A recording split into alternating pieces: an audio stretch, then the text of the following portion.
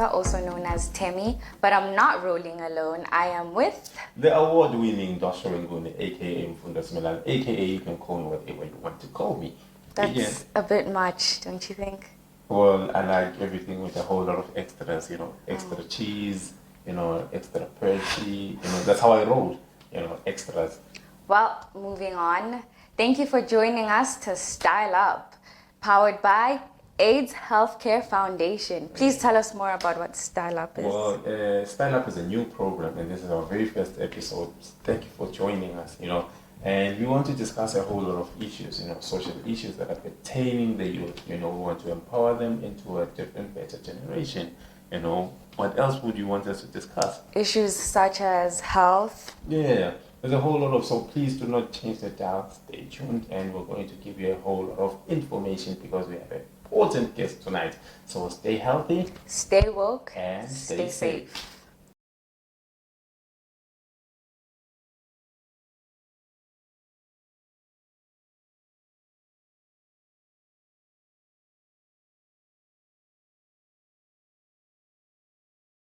Today we'll be discussing issues on gender-based violence. Mm-hmm. And well, like for us, we have an expert from the Ministry of Health, and it is the Mrs. Well, I suppose I look too young to be a Mrs. You are, here. actually, you are. I'm Nozipho. Young at heart. Always forever. Right. I'm Nozipho Motsa, Mrs. Nzuza, from the Ministry of Health under the Sexual and Reproductive Health Program. I am tasked with coordination of GBV, the clinical response by the health sector. Yep. Thank you for joining us today. We're very excited to have you here today. Now, as we know, government of Eswatini is contemplating on declaring gender-based violence a national pandemic. Now, from this background, which signifies the magnitude of gender-based violence in the kingdom, what rate would you say that the impact of gender-based violence has made on young people, especially young women in the kingdom? As a government, probably wouldn't want to contemplate. I would actually be declaring it as a pandemic. When you consider some of the surveys that we've done, household surveys such as the SHIMS, which we do in the country, we did in 2016. Epidemiologically, we say anything above 5% proportion, it's a pandemic in our scope as a health sector. But then now that's me talking on behalf of health. I'm not talking on behalf of the entire coordination of GBV. But then one would really like to know, especially someone who's sitting at home and watching the show, or maybe from the comfort of their offices. It's diverse, some of us really miss it. How would you explain, if we would go into detail, the first question would be, what is gender-based violence? Okay. I guess different people explain it in very diverse. I always like to simplify it. It's a question of the dynamics of a male and a female in a society, how society perceives it, and then how then perception creates a vulnerability pocket, which then we define it as gender-based violence, because how you perceive me as a woman in society, I might actually feel, no, you are offending me to some level. However, then that scales up into how much magnitude of that is affecting the entire population. And if it's compromising into the economic value, the health outcomes, then it becomes a big concern even for government, because now it has to consider progress and growth for the country. Well, SWAGA actually released that 1 in every 3 girls in Eswatini under the age of 18 are prone to experience gender-based violence. Now, according to those statistics, what do you think are the issues that cause this gender-based violence, as you explained? There are too many dynamics at play, really. GBV, it's a social ill, basically, that has many consequences. And part of the social ill can be socialization, upbringing, pressures, poverty as one of the key drivers.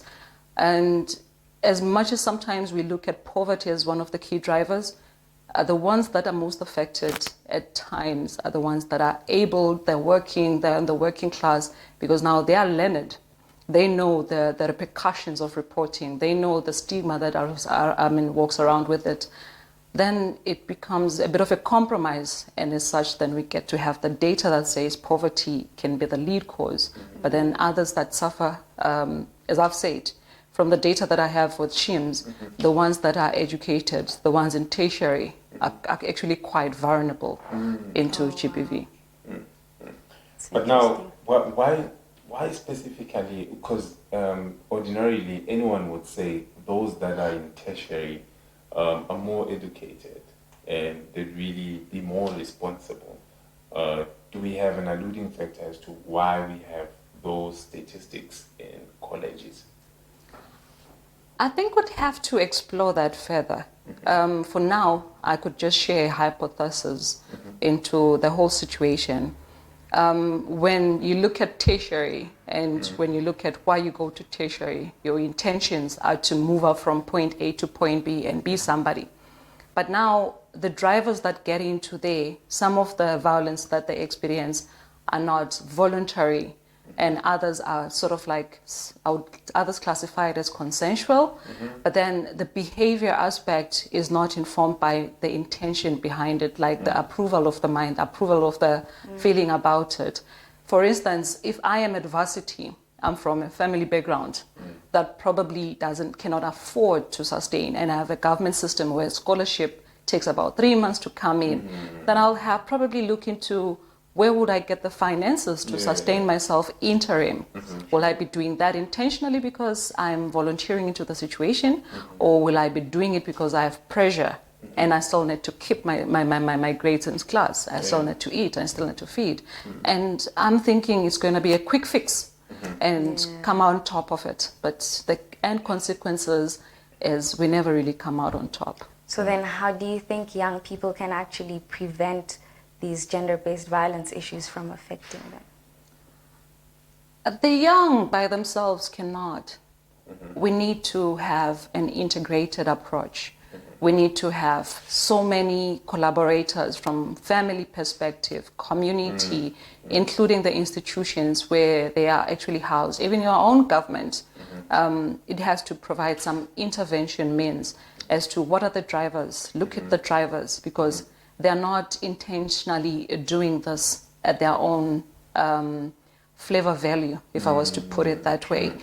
I mean, like, if you recall back when I was still at varsity, I think there was a time where they used to call it August Rush. And I think we've been through August Rush. I know what August Rush is. And it's not when a you movie. look at it, it's not a movie. When you look into August Rush, the back of your mind, you're like, you are the flame of the moment. You're a first year, and you are the in thing, fresh off high school. No, the Flavors Rush is more about young boys or a man tapping into the young girls that are at the varsity, taking advantage that it's their first time exposure, they are there without finances, so it's easy to manipulate and coerce. And then when that fever passes, then that's when you realize that I was actually a short-term version. Then there's another rush for the next one. Basically the intro. So yeah, that's the intro. But when you look at it now that you've graduated, I mean, you passed that phase, you're like, how many women were violated there? How many young boys were subjected to cougars? Well, we cougars now. And in fact, to cougars it seems at that like time. young women don't even know when they're being coerced. It kind of just seems like a norm that they fall into when they come straight out of high school and they go into university. It's just then the cycle keeps on going on and on. Because what she's saying is very important. Sorry, I had to nibble on that. I'm on the same thought pattern. Is the Ministry of Health doing something in as far as transitioning is concerned? If you're moving from high school straight into varsity, is there any program that's there that's going to basically transition these young girls, these young boys, into preparing them for the next life? Because varsity, that's a dog eat dog. It's dog. You know, and if you haven't been given or equipped with the means to survive from a kaya, you are most probably going to be prone to August Rush. So is the Ministry of Health doing something about that? I think I mentioned earlier, it needs a multi-collaboration, because the health sector would come in and give us, or give them the health aspect. What are the health consequences? What is the impact of that gender-based violence that's happening at varsity, long-term, short-term? What lifestyles are they anticipating? What risk factors are they expecting? But then we cannot tap into the social aspect. We need social welfare. So social welfare has to come in and play a certain role. We need law enforcement that's going to make people feel they can still feel when they've been violated, vulnerable enough, and still make a case about it and not be subjected to ridicule, to saying, but there was some guy that you were interested in. I did not tap into that. I wasn't anticipating or expecting the consequences that happen. And then going back to families as well, the community that we live in, we need to have an active role. It's a pity we live in a society where a child, it wasn't just a family thing. But now it has become more of a family thing, because even us in the community have become perverts to these young people.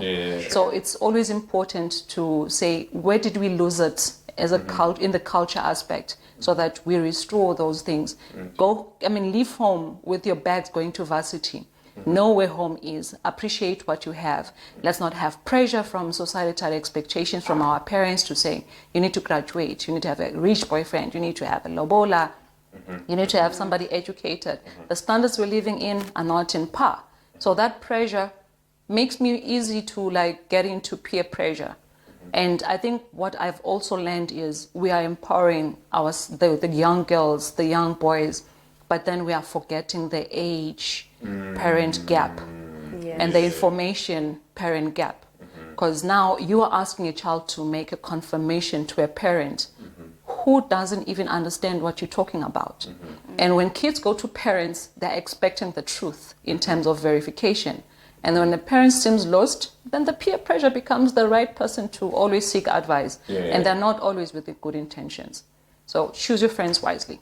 They're not always the best. And that is the Temmy, your university to help us, Rosniana.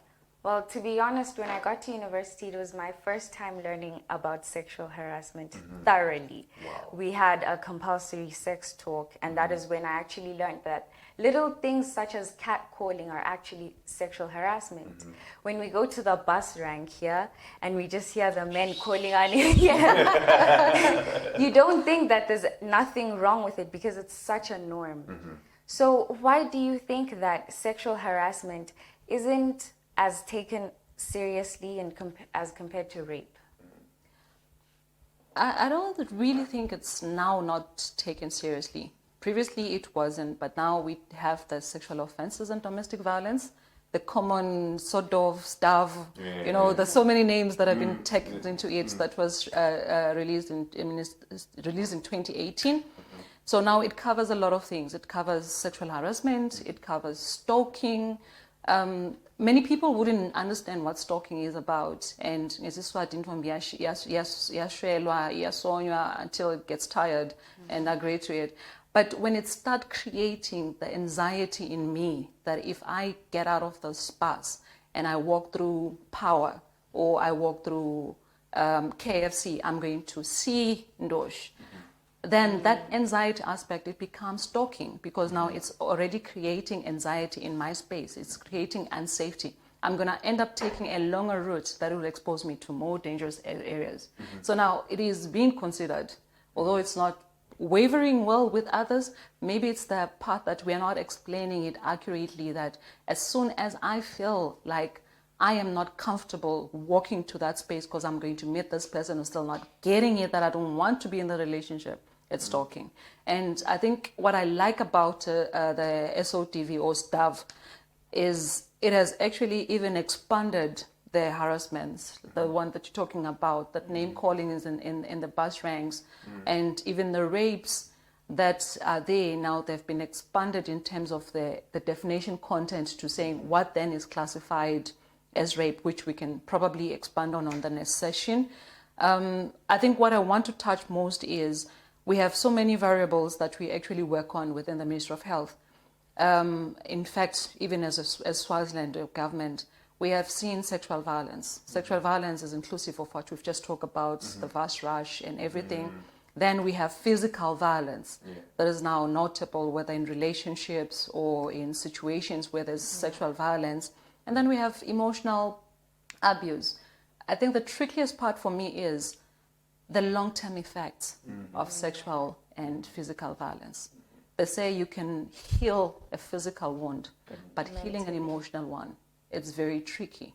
I guess what then I need the youth, the young ones, because now whatever happens to them in their young phase tends to set up a foundation in their cougar stage, like my age, whether I'm going to be the very submissive kind of person, the very assertive person, the easygoing, the self-esteem crumbled person, the one that doesn't even know where north and south is because I'm too depressed to even think about it.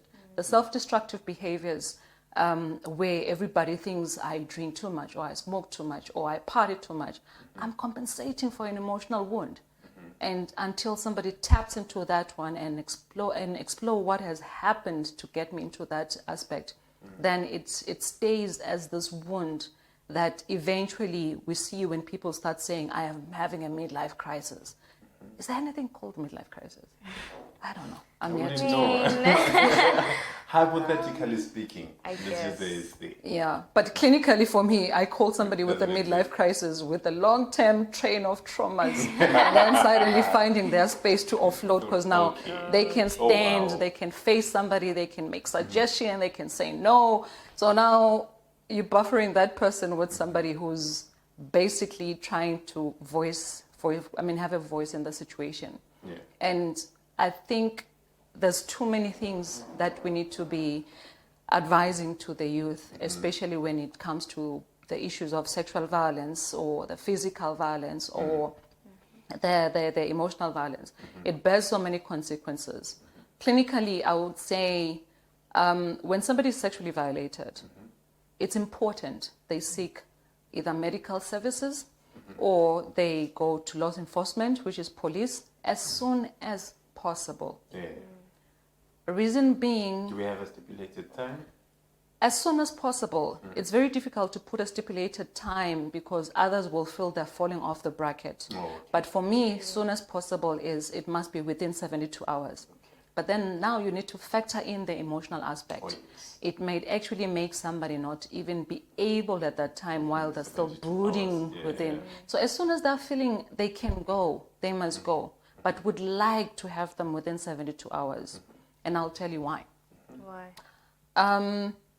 For instance, within 72 hours, when somebody has been exposed to especially sexual violence, which I would like to reduce it to rape, they are most likely to to be exposed to HIV. I need to be able to manage the HIV before the person is HIV by preventing it. I need to make sure the person does not get any STIs if the person has been sexually violated without a condom. Or even if it's with a condom, you know the rush move. Sometimes the condom might split, might rupture or whatsoever. I need to make sure that they are covered from the STIs. Because STIs, when they're untreated, for some people it can cause them infertilities. And then when you look at it, then you want to make sure somebody doesn't get pregnant. And for me to prevent the pregnancy, it has to be within 72 hours.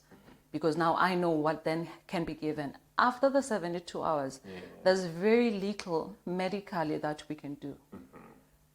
But that doesn't mean we cannot do anything. We can still manage now the complication. But it's easier to live with the trauma of one incident than to live with trauma of now being raped, having HIV, having STIs, inability to have children, and then now getting pregnant with a child that the father either you know but you despise because it wasn't consensual, or you don't even know who the father is. So, and then the mental health issues then that develop over time, that then defines whether the person over time is going to be a productive individual in society, or it's going to be one of those we classify as self-destructive. No, I'm healing. But then it comes out like you see. Yes. So unless you get to that part of understanding what they go through and then reaching out without judging to them, you are helping the young ones.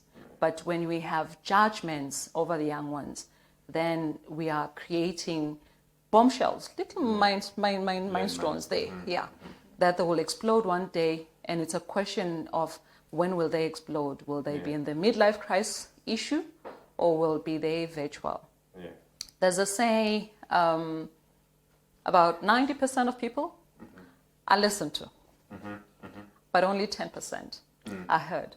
Oh, wow. So it's a question of what language are you expecting out of that person? No young person, Emma tantrums. No, they're talking. Are you listening? Or you are listening to verbatim? If you listen to verbatim, you'll miss the key indicators that says, please help me. Please help me. So we are there as a health sector to help where needed. You need information, we are there to help. You need services, we are there to help. But more than anything, I think if we invest wisely to the young people, prevent or protect them from GBV, then we're investing in the economy of the country. Wow. Well, ladies and gentlemen, aren't we so lucky, or aren't we so lucky? This is Style Up, and right about now we'll take you to a short ad break. Please do not forget to like, subscribe, and comment. Let's keep it going. We do have an expert in the house, so yeah, man. Remember to stay woke And stay healthy. and stay safe.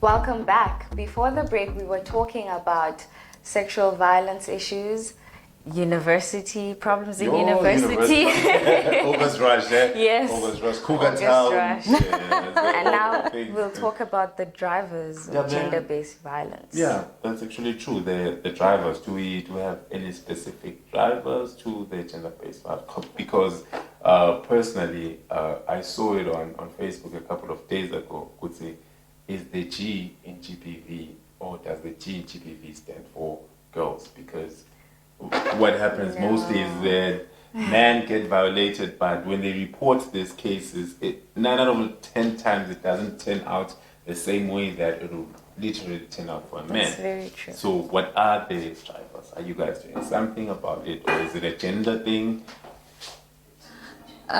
Within the drivers, it's a broad thing. And I think I articulated that when we started to say it's broad. It starts from family unit, and then it gets to community, and community is diverse. It can be community where you grew up, it can be community in terms of churches, it can be community in terms of the institutions where you're learning, and it can be community in terms of the workplace where people are actually placed. It's a community as well.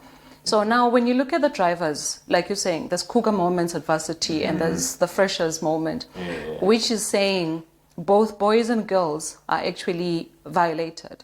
It's just that one comes up with the long end, comes in the long end of the whole problem.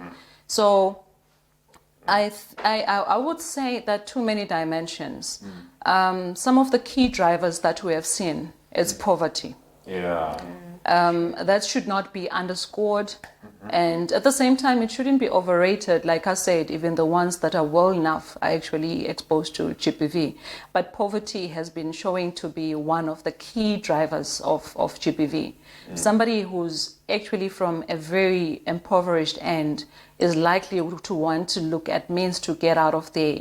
And then there are those who are perverting out there, who are looking at opportunities to pounce on this one who's in a vulnerable spot, and then they take advantage of the person and subject them to things that can be humiliating, that can be violent, that can be denuding to the person long term when they are sitting and thinking about it. And other aspect is our social expectations. As a young girl, you're expected to grow up, find a relationship, get married, have kids. Those things tend to create certain pressures in the relationship. If you are doing it in the scope of not just being you and your partner in the relationship, but now looking how to please the family. And I think families are doing so much damage that it feels like it's a I don't know how to term it. Kwehlisela phasi likhala kini if you marry to somebody longena tinkomo. Yeah. And such that it even creates the divide among the siblings. Yeah. And when there's a divide, my younger sister would probably be compared to like Ulochaliwe, and I'm like the auntie in the house. You know, auntie is insulting until you're an auntie. Yes. I know aunties. Yeah. When you're called an always have auntie, something to say. until you reach that stage where you're like, yo, call me auntie, I'm okay. It's emotionally traumatizing. And GPV has a tendency, what we call a shader off a shader, where the person who's been violated has a tendency to violate the ones that are actually submissive to them. And then the ones that are submissive will also violate somebody So it's and just a continual compensating for Yeah. everything. So anyway, coming back to the social expectations, other people get into relationships they're not intending because that person has something potentially to provide economically to get them out of the poverty situation, because the family will not be accepting of somebody who doesn't have the equal ability to extract everybody out of the poverty environment. Then what it creates is the emotional balance between those two people, which eventually will explode starting from the emotional aspect, and it ends up into physical blow. And when it gets into a physical blow, then there's the time when people now are starting to hit each other, to insult each other, to demean each other. And that's another form of the opportunity in terms of violence. And we also have the societal expectations to, like, a boy child must know how to engage sexually. Like, I don't remember a class called Sex 101. Ever. But the boy child is expected to know. And What to do. yes, and it creates anxieties among, if you talk to the boys, yeah, you're a boy. I'll talk. You're a male. When you're there with your girlfriend and she's expecting you to do know all these things, to everything. know Yeah. everything, the anxiety that builds, your failures, you like become the ridicule to the girl and the girl's friends. And then from there, you stop defining yourself as somebody who values women, because they've actually devalued you first. And then it becomes a roller in terms of GPV. I know many people not like what I'm saying, but it's true, it's a fact.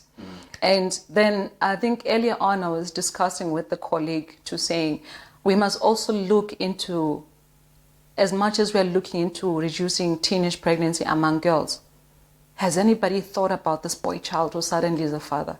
Thank you. Thank you so much. Who suddenly is a father, unwilling, unwanting, Yeah. unsure. Yeah. And then the sudden pressure of expectation. You're a father now. You have to play a fatherly figure. Those pressures, they are mounting emotional outbursts in between. It's going to blow on somebody eventually. Because what normally happens, as you're touching on it, what normally happens is the boy child normally makes their sexual debut is actually early. And 60 to 70% of the time, it's usually with an older. The cougar. Yeah. Yeah. So They they- lose their virginity early. To an older person. It's like an And rarely do expectation they- in high school. Yeah, rarely do they debut with someone who's their age. Speaking like you have been a father at a young age, are you? Well, I wouldn't. Anyway, we're not here to talk about you. We're here to discuss what are some of the pressures. But- So that's a building pressure for the male child. And us ignoring the vulnerable pockets of this young child, we are creating another trend of GPV that we don't know how it's going to explode when it comes out.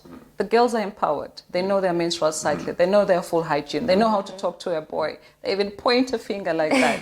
But then now, you are a boy or a male that doesn't even know how to respond to the sudden emotion, the sudden words, the sudden overwhelming world.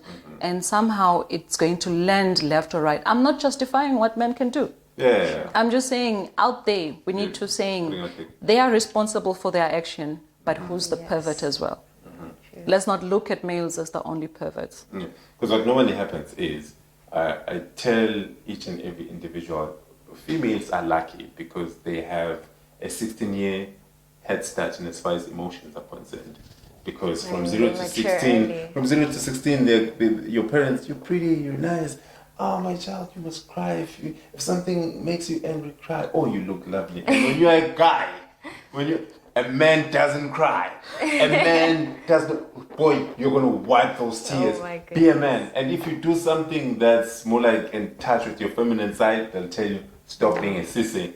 So the women, they have an emotional advantage over the guys, because from 0 to 16 they're taught how to feel, and guys from 0 to 16 they're taught how not to feel. Do you feel like it's the parents' responsibilities?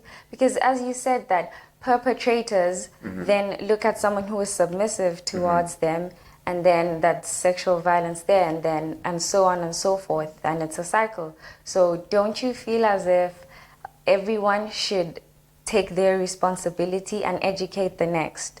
That way the cycle is broken. If a man knows that as a son should not look at a woman this way or do this way, then they'll teach their child that, and so on and so forth. But why is this not the case? It seems as if societal norms keep on Popping up. yeah. That's the social discussion that we need to engage as a country. But that it doesn't excuse what men then become. It really doesn't excuse their perversion and when they become that perverted. But all we're saying is, like you're saying, the girl child, 16 years, there's always that appreciation.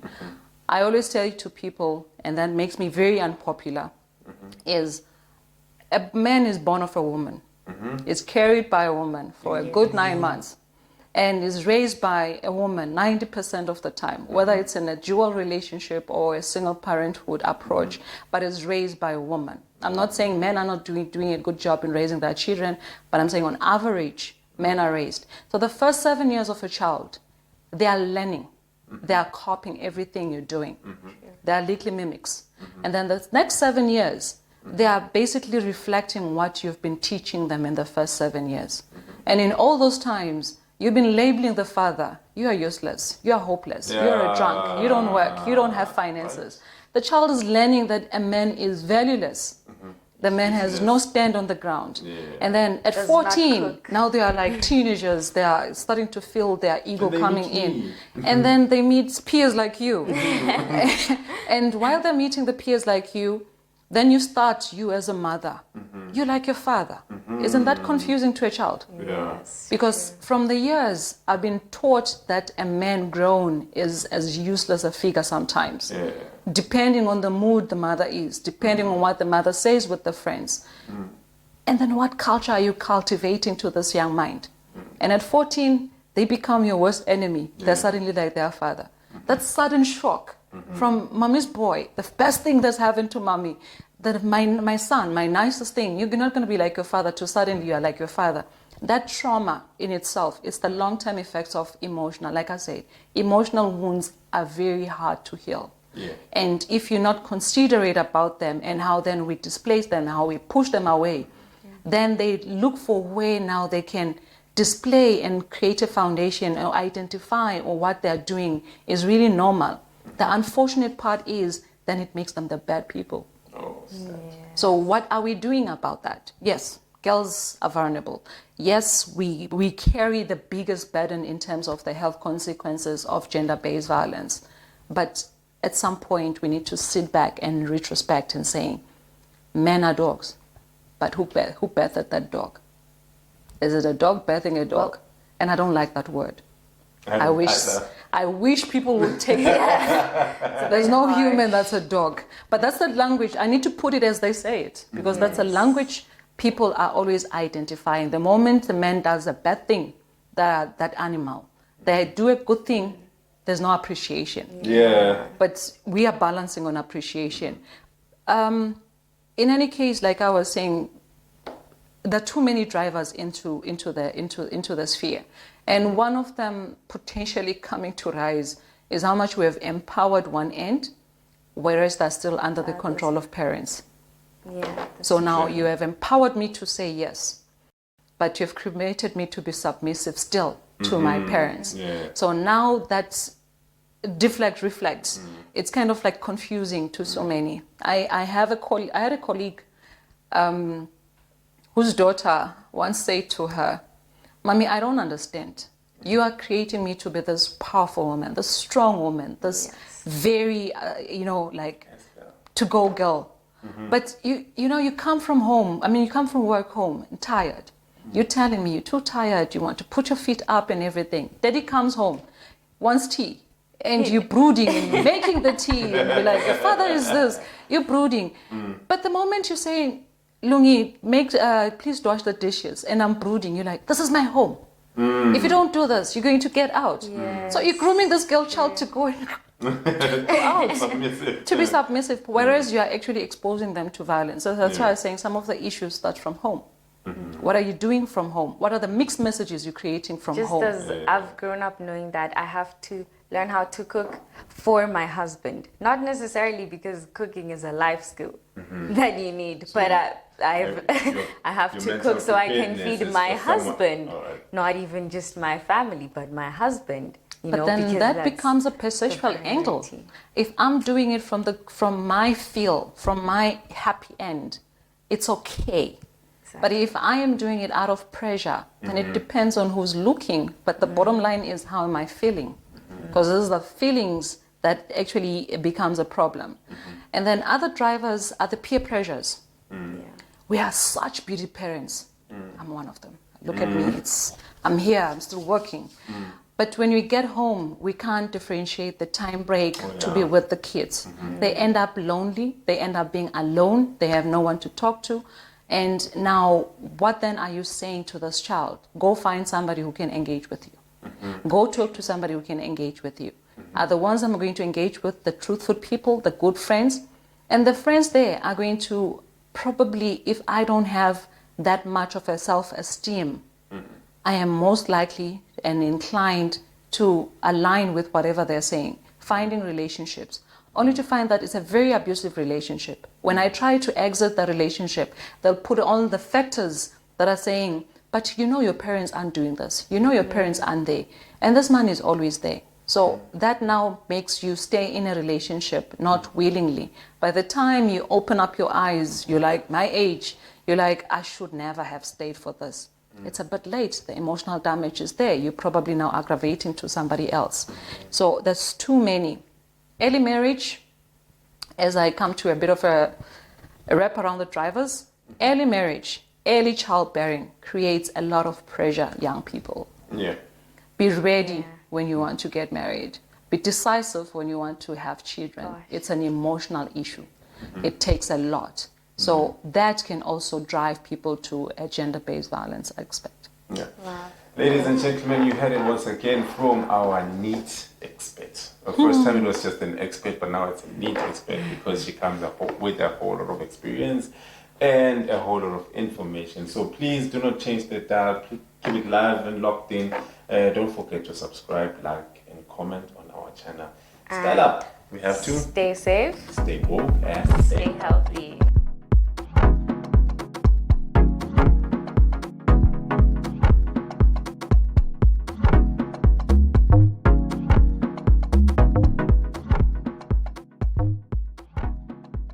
Welcome back to Style Up Eswatini, powered by AHF.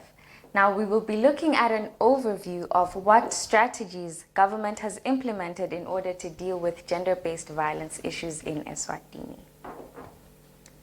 I think government has done a lot if we really look into it.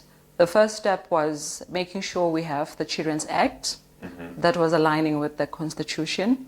And then in 2018, there was the SOTV, STAVU, or Sexual Offences and Domestic Violence Act of 2018 that was put in place. And since then, we have a number of things. There's a radio program run by the Deputy Prime Minister's Office in SBIS, where they discuss issues and root causes of gender-based violence.